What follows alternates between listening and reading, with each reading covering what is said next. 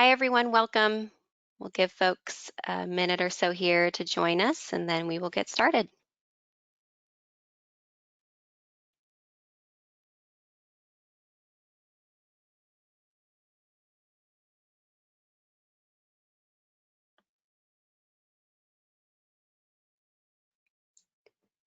Okay, looks like a good group is joining us, so we will get rolling here. Hi, everyone. Welcome and thank you for joining us. I am Kaya Swift, and I'm the marketing manager here at Heller Consulting. Today's topic is marketing automation, technology, and strategies to power your success. Before we get started, I would like to cover a few housekeeping items. All attendee lines have been muted to ensure high quality audio. Today's webinar will run until 2 p.m. Eastern Time, and a recording will be sent to you tomorrow. And finally, we encourage you to post any questions that you have throughout the presentation in the question box, and then we will answer them during the Q&A session after the presentation. And with that, it is my pleasure to introduce our two speakers today. We have Jet Winders from Heller Consulting and Taylor Shanklin from Firefly Partners.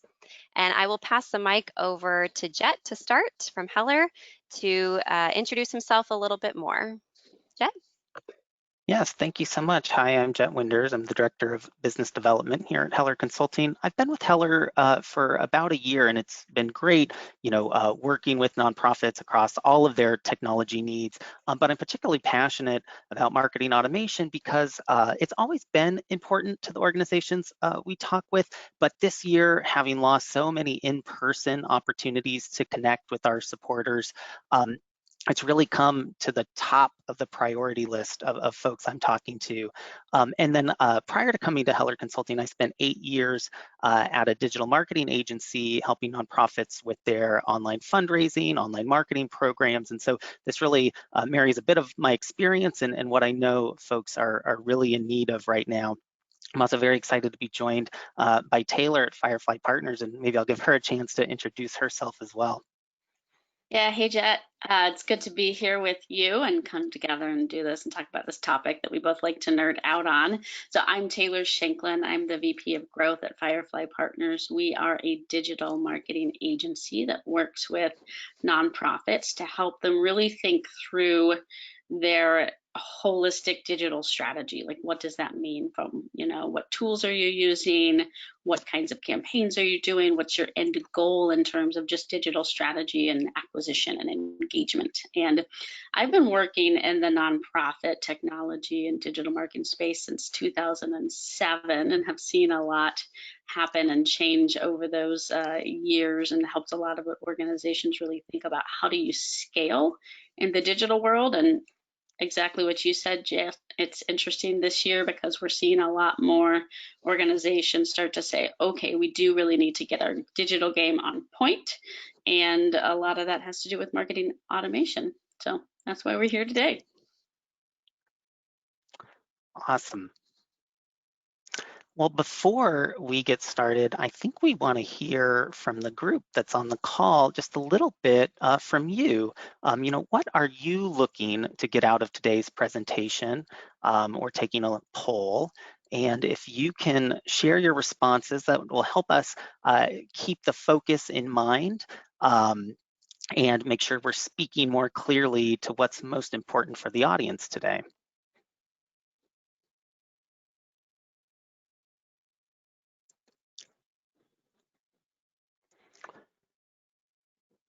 I don't get to vote because I'm a panelist, but yeah. I know what I'm excited about, and I'm excited to see your responses.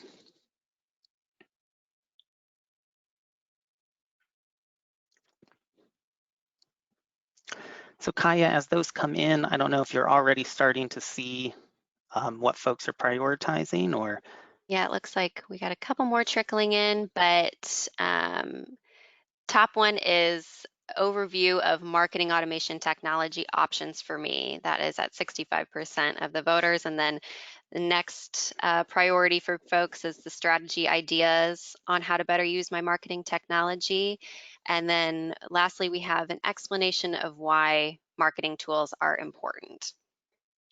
Well, that's great. The good news is we'll be touching on all three of those topics today, but it's great to hear, what folks are prioritizing when they think of this topic.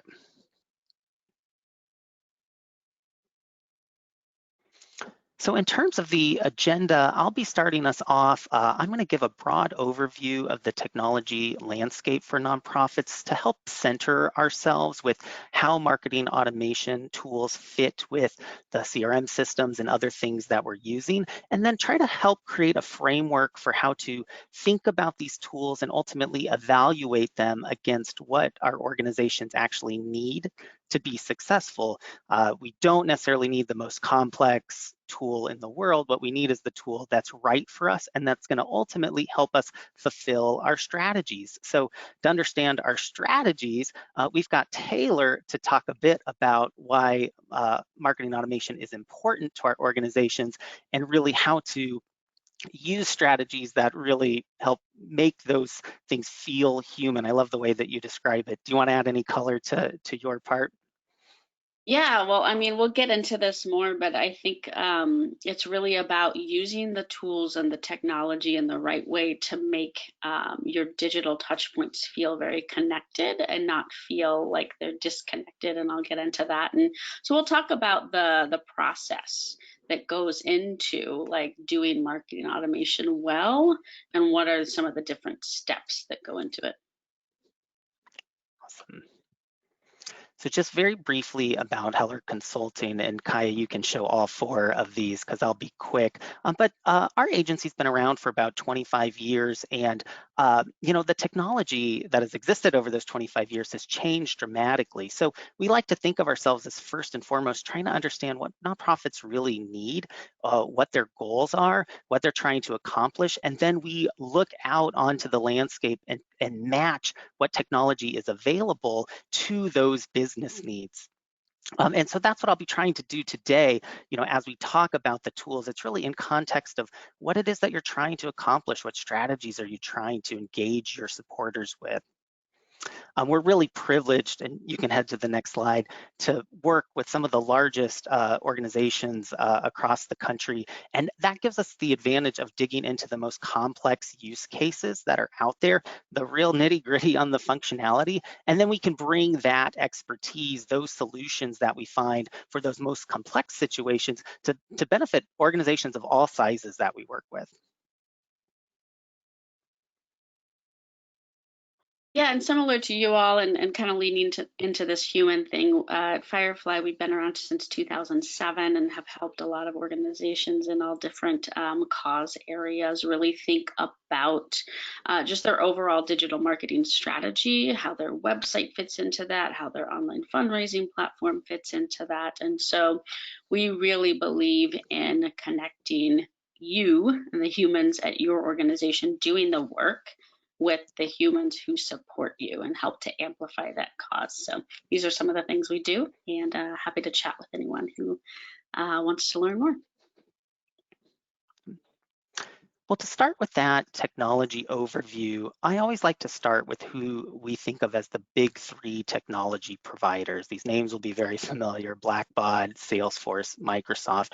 And I do that for a few reasons. For one, these are the largest providers of technology to nonprofits. So many of the folks on this call are already using systems or tools that are provided by these vendors. And because in the marketing automation world, the integration with where we're keeping our data is so key to the success of those tools, we also have to think about the CRM systems that we're using. And again, these major providers are often where we're using our CRM databases from as well. And so when one of these vendors introduces a new tool, makes new functionality available, makes a move in the market, it causes lots of ripples effects in terms of what other vendors are choosing to integrate with, what features they're putting into their products. So even if we're using tools that aren't related to anything Salesforce, Blackbaud, or Microsoft are doing, they're definitely responding to and looking towards what's available from these major partners. But there's another way to look at these three providers, and that's in terms of their revenue size. Blackbaud is the largest nonprofit higher education software provider out there, but meaning they only provide software to those sectors. So Salesforce is more than 10 times the size of Blackbaud, but much of the work they're doing is with industries and companies outside of the nonprofit sector. What that means for nonprofits is that they have significantly more to invest in research and development in their products because they're doing that for industry as well. And that trickles into the products that are then available for nonprofits. Again, this is really, really important in marketing automation because it's often industry that is leading the most complex use cases, in some cases, the most invasive ways to reach out and touch folks, perhaps even strategies we don't want to employ in the nonprofit sector. But that's how those tools are getting built out in terms of functionality and features. They're really taking the use cases to the nth degree. And then Microsoft just amplifies that even more. So at nearly 10 times the size of Salesforce, that impact is even greater as they're integrating full suites of tools. And I'll just share, even this month, Microsoft released a new CRM product geared at nonprofits called Fundraising and Engagement. This is sort of their answer to Salesforce and PSP in the CRM world, which has suddenly changed the game yet again in terms of what marketing automation solutions may now be attractive to nonprofits because they now may have a solution on the CRM side that's very attractive on Microsoft as well. That's why we're always paying attention to and keeping abreast of what these three big guys are doing. So earlier this year, we published a guide called Survival of the Nimblest that described a trend that we're seeing in nonprofit technology over the last 10 or 15 years. And that's really a shift from a single system to an ecosystem of tools. And I'll describe what I mean by that. I think, 10 or 15 years ago, we thought the holy grail of nonprofit technology was finding a single solution that had all the functionality we needed. And if we could just find that one tool that worked for us, all our problems would be solved, our data would be integrated, we wouldn't have duplicate issues, our reports would be fast and have everything that we need. But I think what we've realized is that just because vendor has products that provide in name all the functionality that we need. In some cases, they haven't really lived up to the promise of everything working seamlessly the way that we hoped it would. And so what we've recognized is that the need isn't that everything be in one system or from one vendor. What we need is for it to all work together, for the integrations to be really powerful and work seamlessly. Once you look beyond a single vendor or a single tool to provide you everything that you need, it's really powerful because then you can look at best in breed solutions. These are solutions that go much deeper in terms of functionality to make the most challenging use cases possible. And you can architect an ecosystem of solutions that work best for you. One other innovation in this space has been the introduction of business intelligence solutions. So think of like Power BI or Tableau, which take in data from multiple data sources. That has made it easier to run reporting that gives you the type of analysis and information you need outside of a single tool. And so these sort of changes in the technology landscape have really allowed us to shift from an idea of finding just this one magical solution that's going to do it all to a powerful ecosystem of things that, if it all works together, is going to ultimately meet our needs. And we see this very clearly in the digital space for nonprofit technology. We've been a huge fan of Firefly's thought leadership for a long time, and they do a fantastic digital tools fundraising report where they look at what digital tools are out there for nonprofits and start to describe what type of functionality each of these tools have. And you can see here, we know those tools need to have email marketing, fundraising abilities, event tools, advocacy, but not all of the tools do all of those things. And we can look at a simple example on the next slide to compare something like Luminate Online, which really makes the promise that it has some functionality in each of these major categories. But in some cases, it might not go as deep in any one of those categories as your needs might be. And compare that to a tool like Pardot, which is only trying to do email marketing, marketing automation functionality. So it's really trying to be a best in breed solution, to be the best tool out there in this one specific area. So what we hear a lot from organizations that we talk with is a bit of a mental shift. They'll ask, well, maybe if I need some more functionality in this one area with Luminate Online, what do I replace Luminate Online with? And the answer in many cases is you're not really comparing a single tool to a single tool. What you're ultimately trying to do is find tools that together will fill all of your functionality business needs, and you just need to make sure they all work together as you go through that process. We also worked with Firefly to put out a guide earlier this year to dive deeper into just that marketing automation vertical and really, dive deep into what those tools are doing in marketing automation. And one of the great things that we found out as we went through the research for this guide was that, yeah, there was a big component that is, what's the features and functionality of the tool? What can they do? How far have they developed what is available in the tool set? But none of those tools are any good if you don't have data from the constituents to power it. So you really need a deep integration into the CRM so that you can have that 360-degree view of your constituent and ultimately make use of the automation tool. But the last piece is that it has to fit with a strategy of what impact you want to make with your organization. Are you trying to connect with donors in a more personalized way? Are you doing this to streamline program operations and be more timely and provide more timely services? Are you just trying to be more efficient and free up staff time because it takes a lot of time to send the emails that you send now? It's only by knowing what impact you're trying to make can you then match that to the tool that you need and the integration you need to be successful. All right, so let's talk about some of the tools themselves. And again, I'm trying to provide a broad framework of how to think about these tools. I won't dive into the specifics of every single feature on each tool, but I think it is useful to name some of them to get our heads around what's out there. And from those major providers, Blackbaud has their Luminate Online product. I've worked in this product for many, many years, probably 2002. It looks a lot like it did back then.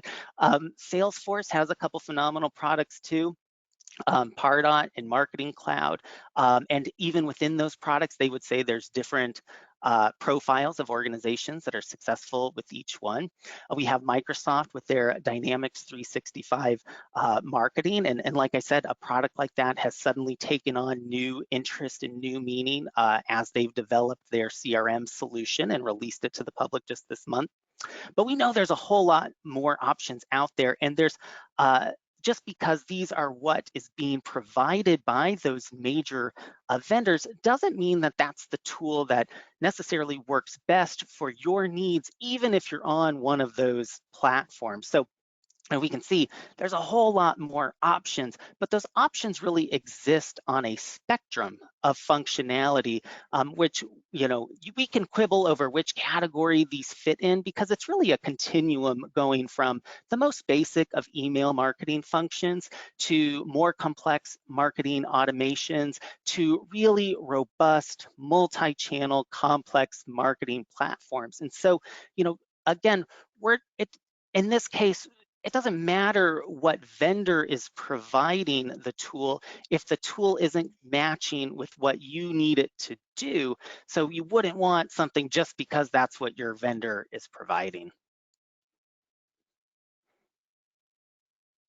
Now, I want to pause and just say email marketing is not marketing automation. We kind of throw these terms around interchangeably, but again, 15 years ago, our email marketing meant I needed something so I could send more than 20 emails out of Outlook without getting blocked or spammed.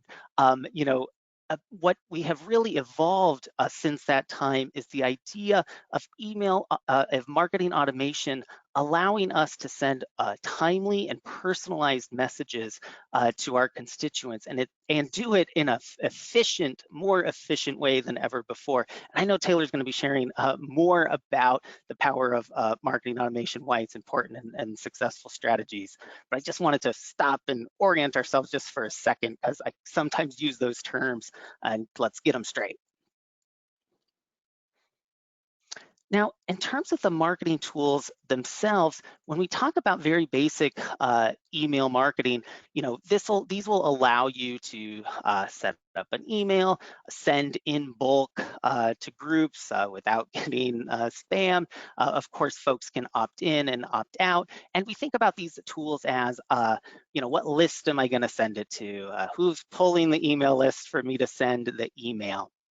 With marketing automation, we can start to change that a little bit, where we're thinking more about the segment of folks that we're sending to and what criteria or behavior those folks have exhibited that then allow us to trigger emails to them. And at its most basic, one we're familiar with is the welcome series.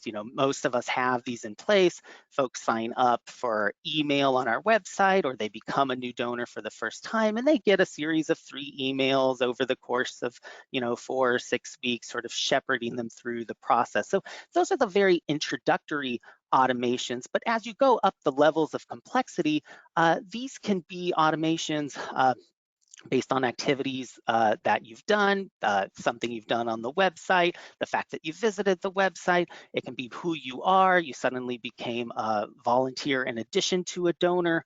And the increasing complexities of tools allow you to more finely slice these types of activities and send more and more personalized and timely messages.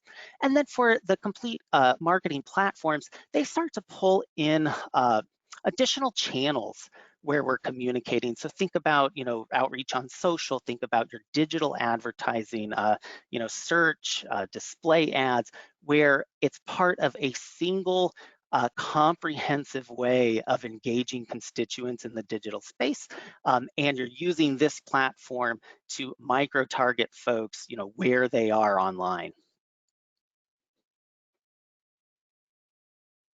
So the key features, diving in even more specifically, we think about those email marketing tools as allowing you to send the kinds of emails that you want. But when you get to transactional emails where it's actually triggering, some of the basic tools might do that based on some action you've taken online. But it's really not until you get into those more advanced marketing automation tools that it allows you more in-depth segmentation, better personalization, improved tracking, tracking that people have opened it and being able to do things with that information.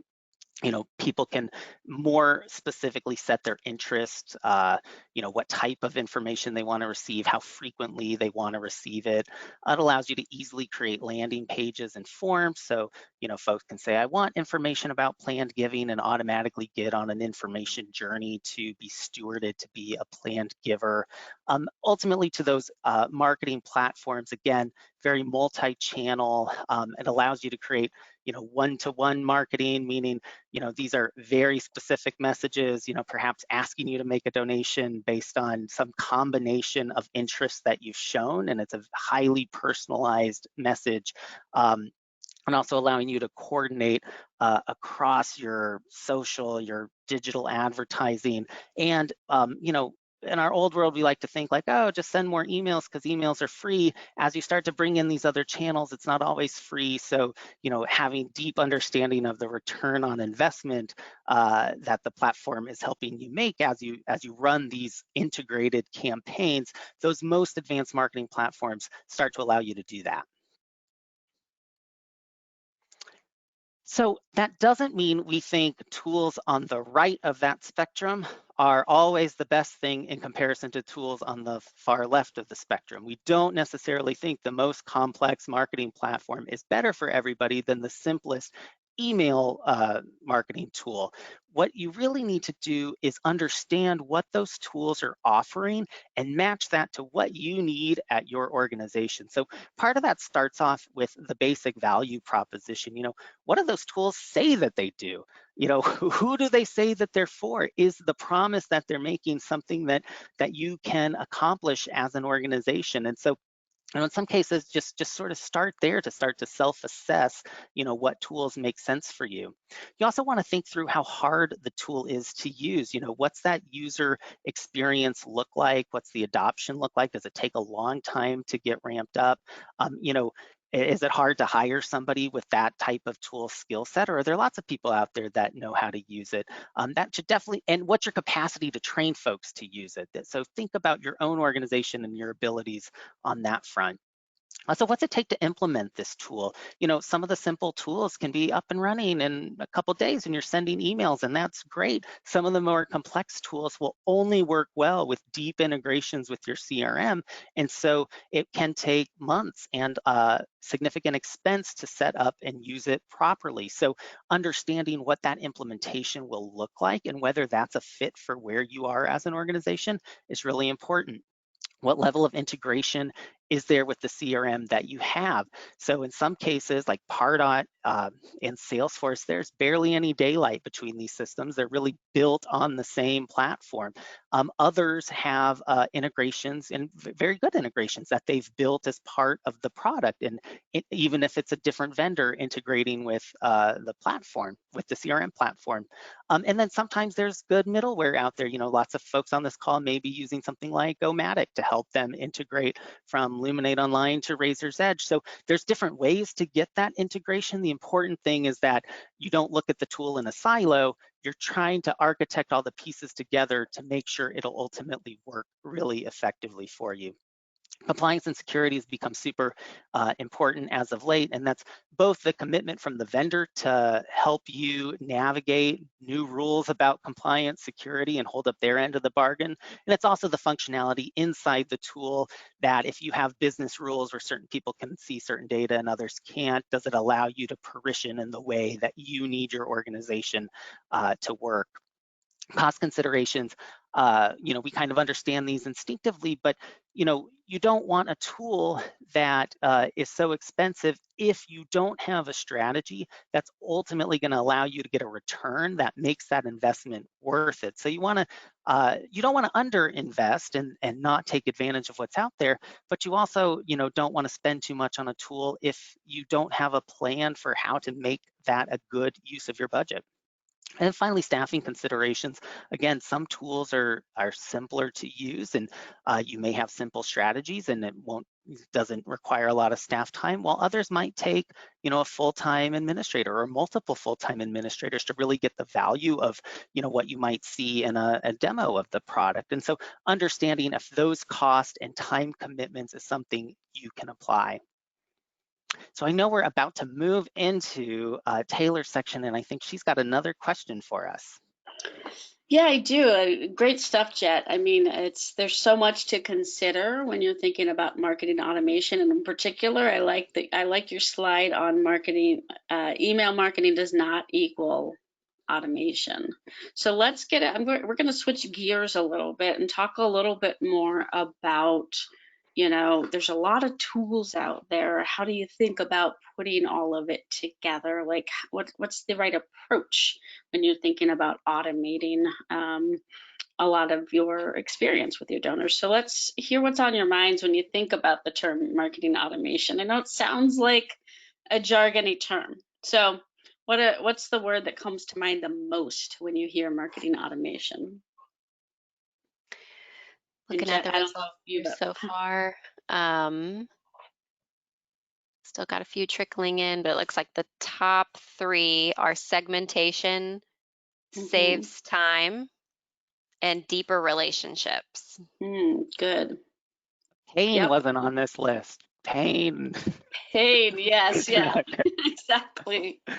what we like to do is solve the pain with Yeah. marketing automation and all of the systems. And I realized as you were doing your section of this chat that what we didn't include is that some kind of an infamous graphic that shows the amount of marketing automation tools out there. I think there's something like over 7,000. It might be 8,000 now. It's an insane amount. And so Jet highlighted some of the big ones that you see both in the B2B world and also in B2C, and then also in the nonprofit sector in particular.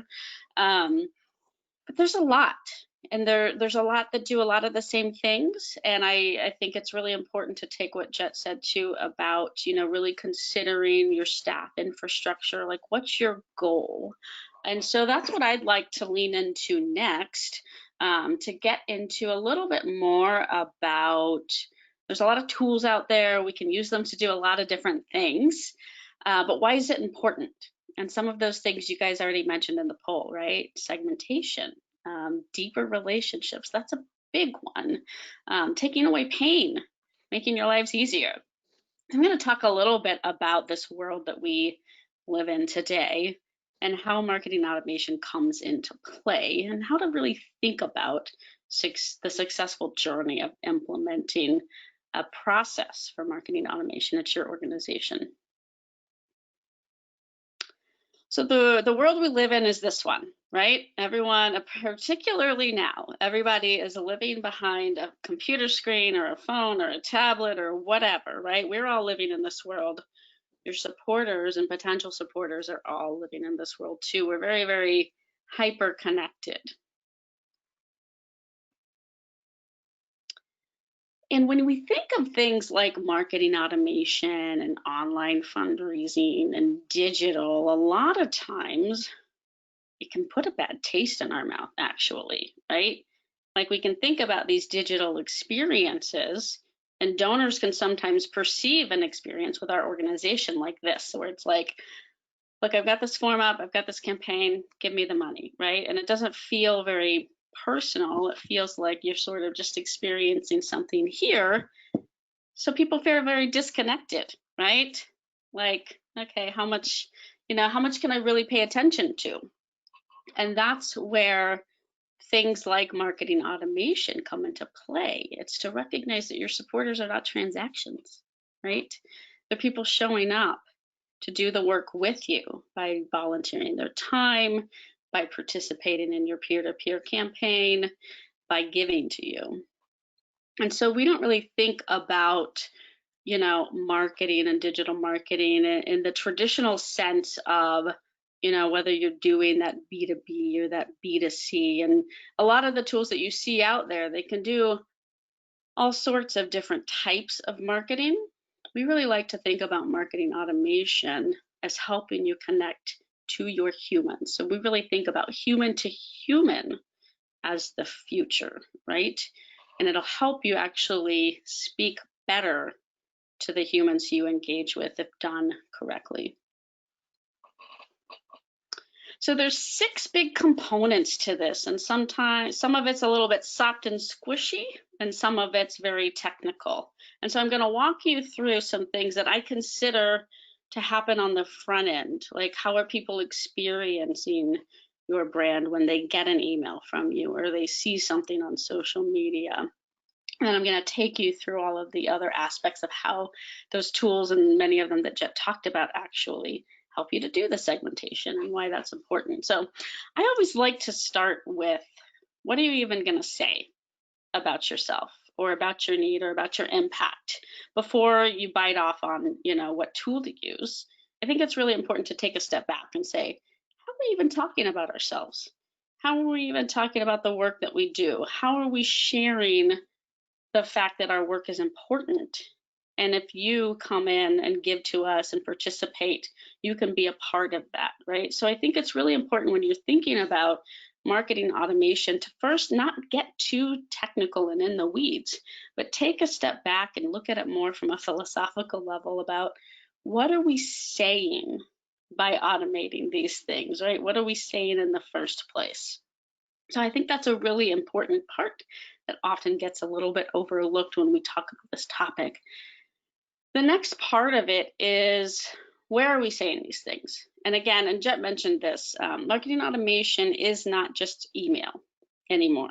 There's a lot that goes into it. There's a lot of systems that come together to automate this experience and create a better experience. And so when you're thinking about marketing automation for your organization, don't just think about email.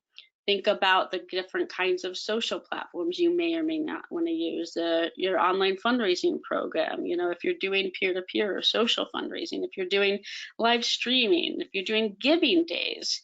Think about, first what you're saying and the channels that you're saying these things on, where you're spreading the word, where you're sharing your message, where you're inviting people to come in and be a part of giving to your organization.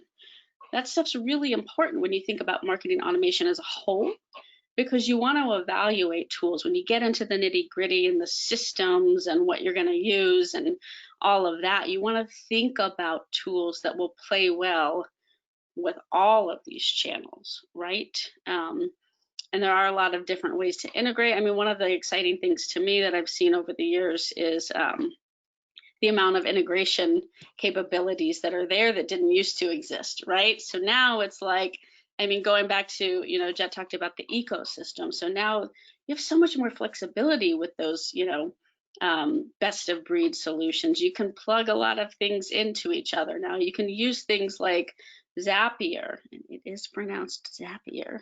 I confirmed this with someone who worked at Zapier recently. You can use a lot of different tools to integrate things. And so once you've defined what you're talking about that you need to automate, right? How you want to actually communicate. And then you've defined, where do we need to say these things? Where do we want to build community? Where do we want to communicate? Then you need to start looking at, okay, how do we integrate these systems together?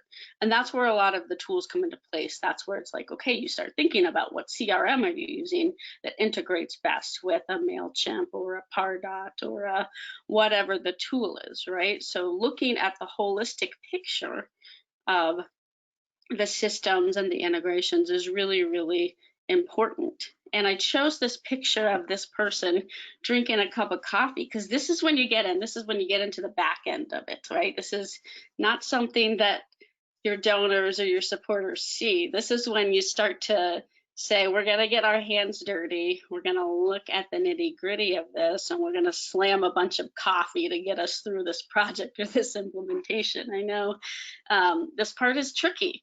And this is where Jet and teams like ours will often come in and work with an organization to help think about all of this, because it is a lot, right? And some of these things, depending on the kind of system, like where your organization is, the kind of system you're looking at purchasing or using, I would say timing in terms of how long those tapes can really vary. Again, based on just how sophisticated and complex you're getting. Are you building out this big Salesforce ecosystem? That might be 2 years of slamming coffee. But if you're using something more simple, like a MailChimp, and you're just connecting it to some other CRM and just kind of looking at two things, that can be easier, right? So it's really important to think about how you are going to integrate your systems to create a good experience. Once you've figured those things out, all right, you know what you're saying, you know where you want to say it, you've thought about how you're going to integrate things. This is where that segmentation starts to come in place a little bit, right? And this is where tools within the marketing automation ecosystem really start to help out. So this part of the process is looking at, all right, we have all of this data coming in. What do we do with it? How do we understand it? To create a more connected experience, we really need to be able to understand why someone gave to us, when they gave to us last, how often they've given to us, if they've shown up at our events before, all of this stuff that really helps us to understand what someone's motivation or connection to our cause is, helps us to then provide a better experience. And so this step of it, this data collection, this is where you would start looking at tools like, you know, your business intelligence tools, and there's a lot of those out there now, right? I mean, even some organizations we see get really sophisticated with Excel. So this doesn't necessarily mean that you have to like purchase some other huge BI tool. You can do a lot of things even with some simple tools, and there are a lot more tools out there specifically built for nonprofits around this too, to help understand your donors and their motivations, and do things like overlaying additional data like wealth information, your wealth screening tools. And so this part of the process is really important in, again, like just really understanding why people are connected to you. And that's important because I think when you think about people and giving, they give because they have a life aspiration, right? To do good, to change something about the world, to be a part of something bigger than themselves. And so that's why understanding people's motivations is so important and critical in creating a good automated experience for them. Next, once you've analyzed the data and understood it, that's when you can start putting people into segments and buckets and really thinking through your personas again. So just to recap, it's like first you decide what you're about, what you want to say, where you want to say it, how you're going to integrate all these systems where you're saying these things, how you're then going to understand the data once people start coming in and engaging with you on these platforms. And then you've got to figure out, okay, I understand all of this now about these people who have engaged with us. Now I need to start actually using my marketing automation tools to speak to them around something that matters to them the most, right? So sustained donors need to get a different message than someone who's only given $25 to you one time, right? Volunteers might need different email automations than people who are in your planned giving society, right? So there's all of these different ways to think about different segments and audiences, and that's the fifth step in really thinking through like how your marketing automation system works as a whole. And then lastly, you kind of get back to the front end, what the donor, what the supporter perceives of you. So it's like, think about marketing automation as this whole process of taking information in, understanding it, and then creating a better experience for people on the front end again, so that when they come to you the next time, your systems have helped you understand how to make a better experience.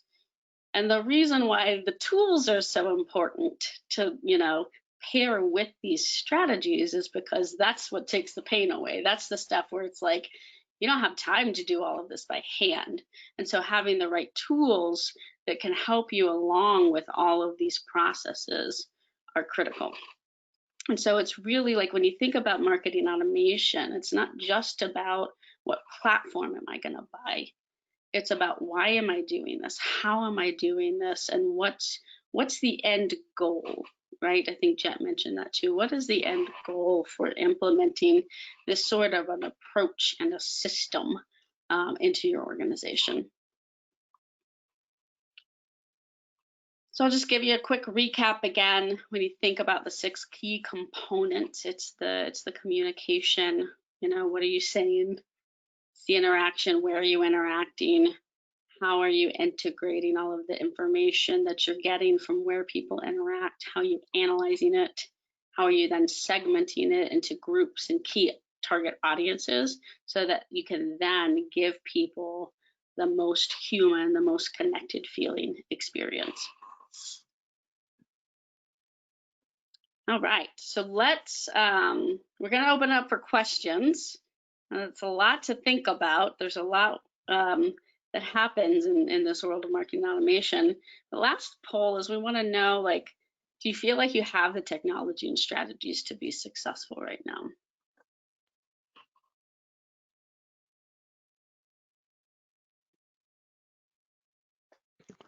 Yeah, Taylor, I loved how you shared that kind of iterative process where we're sharing what message we want to get out there, but the end of the process is really the beginning of the process again. It's a loop, because the next interaction with the constituent is really the feedback for what we want to share as the next message. I love how you kind of walked through that process with us. Yeah, absolutely. It is a loop. And one of my good friends in the marketing world once just said to me exactly that. He said, growth is a loop. And that's exactly it. And that's exactly the way to think about it. It's not a one time and we're done and we're implemented thing. It's something that you have to sort of constantly grow with, right? Reevaluate, think about how you can continuously iterate and continue to grow your engagement and your supporter base and all of that. Okay, what do we have coming in on the poll? Yeah, so we have 60% of folks are saying that they're not quite there yet. They need to focus more on strategy. And then we have 45% saying that they need to focus on the technology.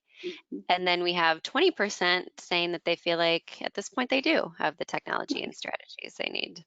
Hey, Good for them. good for you. Yes. Good for you. Well, in technology and strategy, wait 6 months. Maybe one of those things will need to It might change. change. Yeah. Because everything that's moving so quickly. There'll always be something new to add. Yeah. There's always something new. It's an ever evolving world, and we're even constantly learning of new things every day. I have a really long reading list of tools to research. Like I keep it as a bookmark folder, because anytime someone's like, oh, like mention something that's maybe like a digital marketing sort of a platform or something like that, and I haven't heard of it, I'm like, okay, I gotta go find out about that one later, because it's always, stuff changes fast. So what questions? We want to be here for you. We know we've thrown a lot of information at you and a lot of things to think about. It sounds like there's a good amount of people who really are looking to try to figure out what's the strategy and what are the tools to use and stuff. So Jet and I are here for any questions that come in. We'll open it up for Q&A. Yeah, I'll get rolling here and read off some of our questions. While I do that, I'm also going to switch the slides. I'll put Jet's contact information up here for a bit, and then I'll switch over to Taylor's. I'll also be sending out an email tomorrow that has both Jet and Taylor's email in it. So if you want to reach out to them, if your question does not get answered, or if something pops into your brain later today, then you can shoot them a note tomorrow. So for the first question, we were asked, can you talk about the value of CTAs and backend analytics for ROI? Jet, you want to start? You want me to take it? I'll let you start off and I'll chime in. Yeah. The value of them. Okay, so when you think about whatever messages you're putting out, your CTAs, whether that is in an email a lot of time, or you're on your website, or on a social post, that's your call to action. What are you asking people to do? I think the value of analytics and looking at how your CTAs are performing are in optimization, right? So like understanding what's working and what's not working, and really using the right analytics tools to do so will help you learn and improvise and change. Because what if you are, let's say you have a button that's just not performing well, but you don't really know that it's not performing well because you don't have a way of like testing that. One of the easiest ways to think about like testing CTAs is by doing like A/B tests and things like that to see what's working better and what's not, because that'll help inform future strategies. What does resonate with your audience, what doesn't resonate with your audience, even things as simple as not just language, but even like color of a button that's a CTA can make a big difference in how much people click on it. And so in the email marketing platforms, most of them have I mean, you know, you can track clicks and things like that. Pretty much all of them will let you do A/B tests. Like I can't really think of any that don't do that at this day and age. And then Google Analytics and stuff. Like when you're thinking about CTAs on your website, that's where tools like Google Analytics, even doing things like heat maps, like with Hotjar, those can provide a lot of information for you. Yeah, I mean, I'd add, you know, I think we kind of instinctively understand, like in major giving, that somebody needs a certain level of communication. They need to have shown a certain level of engagement. They need to have the potential to give a gift before you essentially make the ask, before you give them the call to action. You know, marketing automation can bring that type of concept to, you know, sort of your middle giving, or you're converting non-donors, you know, folks that are on your email list, but it helps you be able to do that efficiently at scale. But the data component allows you to collect the data and analyze the data in a way that you know when somebody who's been on the email list might be ready for that ask. And so you can create more sophisticated ways of, you know, starting with education, then making asks, rather than perhaps an old email marketing methodology, which would be anybody on the list is getting the same end of your ask, whether or not they're likely to give or not, because you have no other way to do it. Yeah, it helps you avoid the spray and pray approach, you know, where you're just like, let's blast it out to everyone.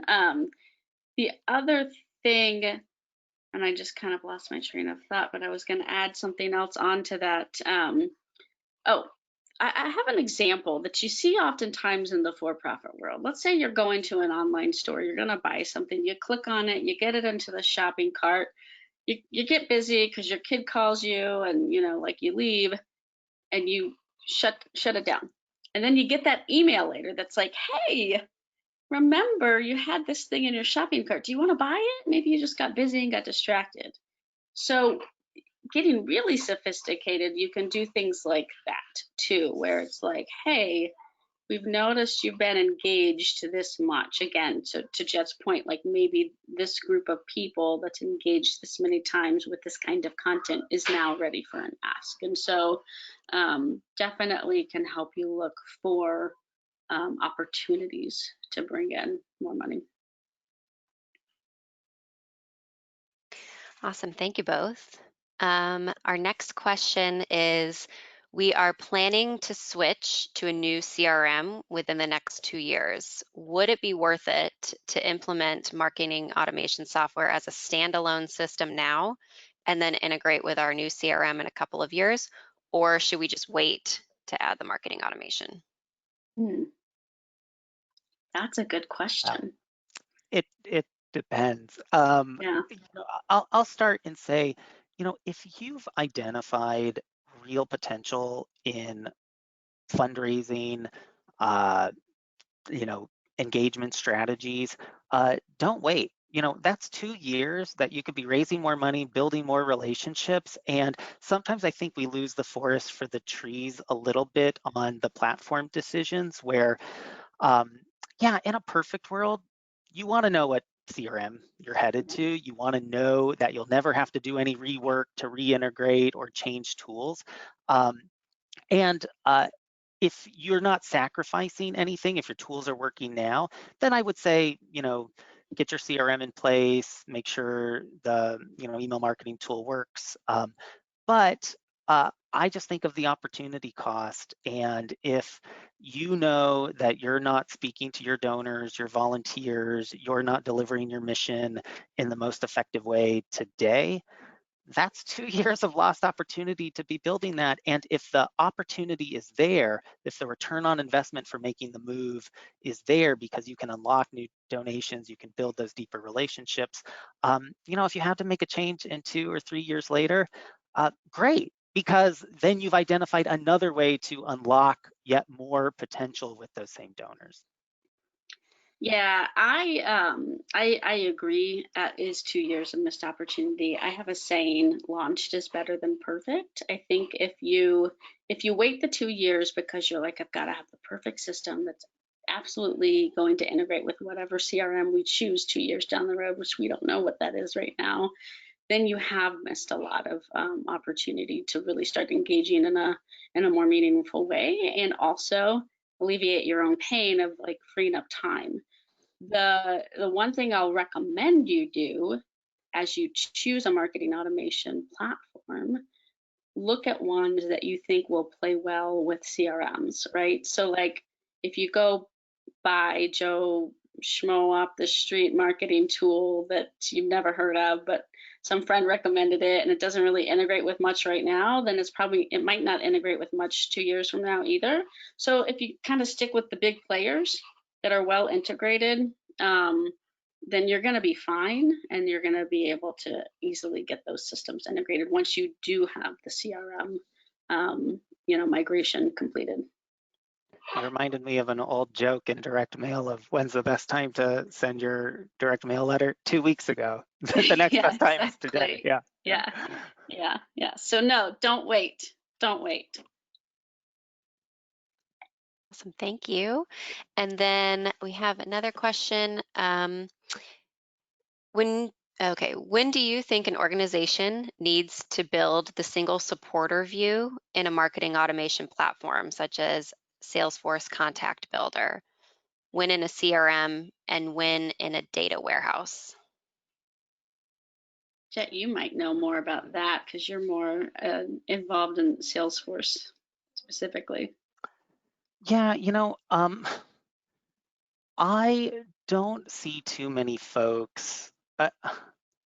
There's definitely situations for a data warehouse, but what I was about to say is I'm seeing that as less common than business intelligence tools. I think for ease of use, that folks aren't pooling all the data in yet another place, which is typically what happens in the data warehouse. It's like pooling all the data. The business intelligence tools are allowing folks to sort of leave the data where it is and bring it to analyze it in one place. And so not to say there would never be a reason to pool it, but I'm seeing that this transition from doing that reporting into more of a business intelligence tool rather than in a data warehouse.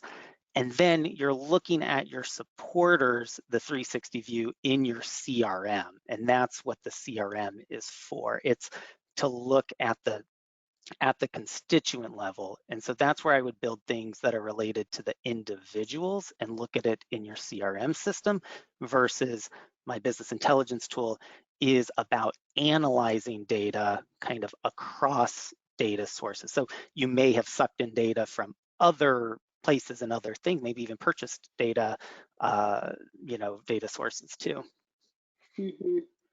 And the CRM view of that individual profile could also pull in, intelligence from your email platform, from any social listening tools and things like that, so that's really your one, main source of truth in the Yeah, I think I CRM. jumped and made that assumption that the data from the email marketing tool is already, part and parcel Yeah. synced to your CRM, and you're using the CRM as, you might imagine, as the constituent source of truth. Great. We will do one last question here. Any success stories to share about marketing automation? Yeah, one of the organizations we've worked with a lot is Hillel International, and I bet we even have a case study with them on the site. And they're really interesting because they started with recognizing they had an opportunity, and that marketing automation could help them unlock this fundraising opportunity. So they looked at their data and they thought that their list wasn't donating as much online as they felt like it could, based on other similar organizations, based on the size of their list. And so they developed sort of strategy first to come up with how they would use a really sophisticated marketing automation tool. They went on to Marketing Cloud. And that allowed them to also be on sort of a private domain, so they could have improved email deliverability. So, they were able to marry a real business strategy with a real technology solution and their results were like 3 times growth in online fundraising, significant increase, I think like 20 times increase on monthly sustaining donors. So just real success by recognizing an opportunity and then matching the technology to that business opportunity. Mm-hmm. Yeah, I mean, I would just say in general, when we see people implement these systems and really thoughtfully implement them, and start to really understand the data and kind of look at the metrics, that's when we see success and growth, in particular, because people do start the appropriate segmentation and talking to people about things that matter the most to them and all of that. And so anytime we engage with a lot of different systems, a lot like you too at Heller, a lot of different organizations coming to us with different things, and it's really about again just putting all of the right pieces into play, no matter what the system is, to be doing the data analysis and the segmentation. That's one of the biggest things when you can think about the success stories. Is it's the people who invest in the proper analysis and segmentation that see the most success. Good questions. Great questions. Yeah, and as I mentioned, if anything else comes to mind, there will be a follow-up email sent out tomorrow with Jet and Taylor's contact information. You can also visit our websites, fireflypartners.com and teamheller.com. And on both of those sites is a marketing automation guide that Jet mentioned that dives a little deeper in this topic. Thank you, Jet and Taylor, for your awesome presentation today, and thank you all for joining us. Yeah. Thank you everyone for joining. Thank you, Taylor. It's great to Thank speak you. with you and share this time with you. You too. And thanks everyone for joining. Hopefully this was helpful and you got a lot of things to chew on and to think on. Thanks for spending time with us. Bye everyone.